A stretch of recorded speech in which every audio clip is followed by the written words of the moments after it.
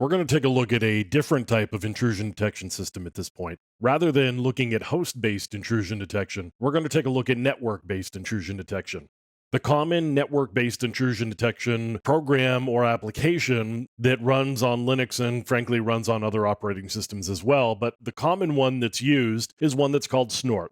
Now, there are pretty easy ways to install Snort on most versions of Linux, or most Linux distributions rather, and we can certainly do that here on this Ubuntu system.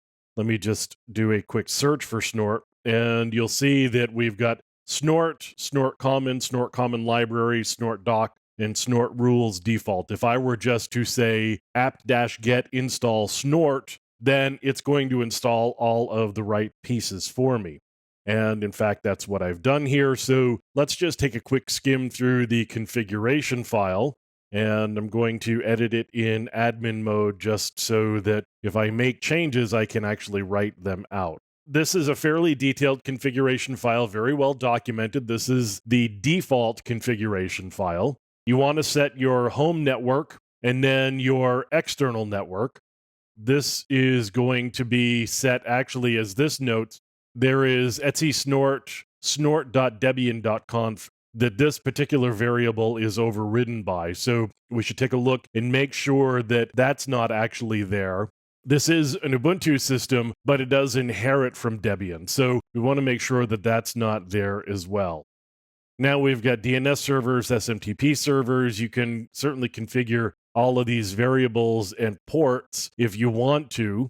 The important parts down here are the rules and the preprocessor rules. And then, of course, there's also whitelist paths and blacklist paths if you want to do that. Now we can configure the various decoders that are going to be used. And you can see most of this is actually enabled by default. Certainly, if you want to look at oversized alerts, if the length is actually greater than the length of the packet, you can turn that on. There's oversized drops. There are ignore ports if you want to ignore some things. And normally, you would also have to configure outputs as well towards the bottom of the file here. But in more recent versions of Snort, what they have done, and let's just hop down to the output section here.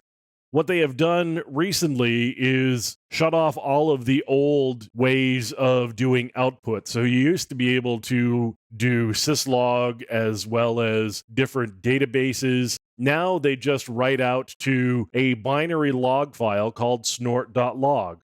So everything gets written out there. There's no separation of anything. Actually, there's not even any other way of doing it with the more recent Snort installations. You've got Unified 2, you've got your snort.log. There is another program that you can use to actually handle the conversion of this binary log file to other formats, and we'll get a look at that a little bit later on. So what I'm going to do here is turn on syslog, and then I'm going to also turn on pcap, because what I want is I want some TCP dump output that I can actually look at in Wireshark. So I'm going to save that.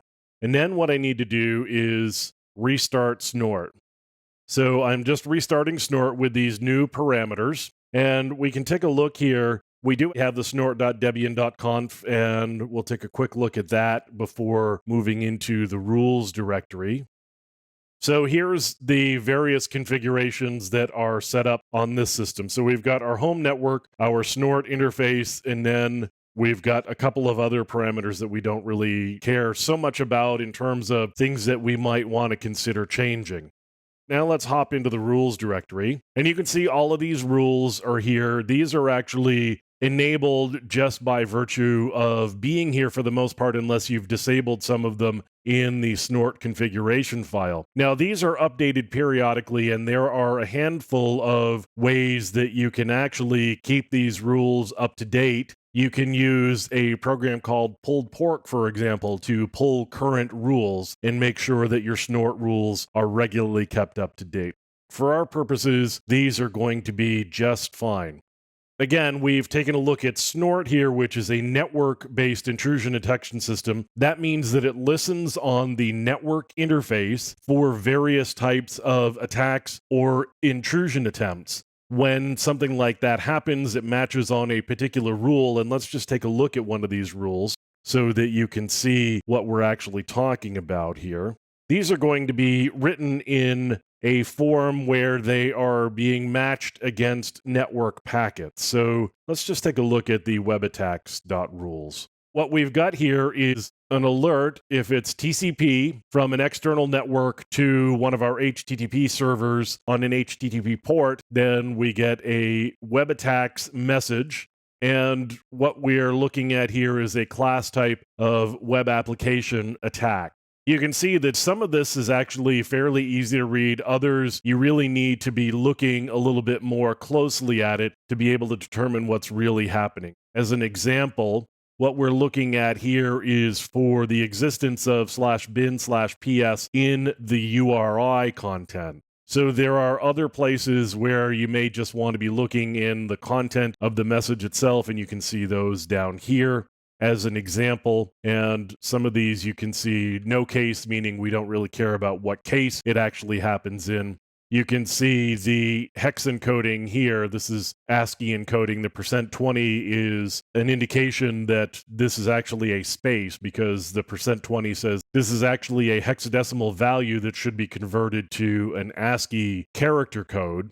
20 converts to 32 in decimal, and 32 in decimal in the ASCII tables is a space. So if we see PS %20 in the URI, that's really a PS space. So that would actually be an attack there. So you can see there's a lot of attack types. This is just the web attacks file here. There are a number of other attacks as well. So Snort is a very powerful intrusion detection system. If you need something for your network where you are looking at all of the traffic that's passing by your network interface, Snort is going to be a really good option for you on a Linux system.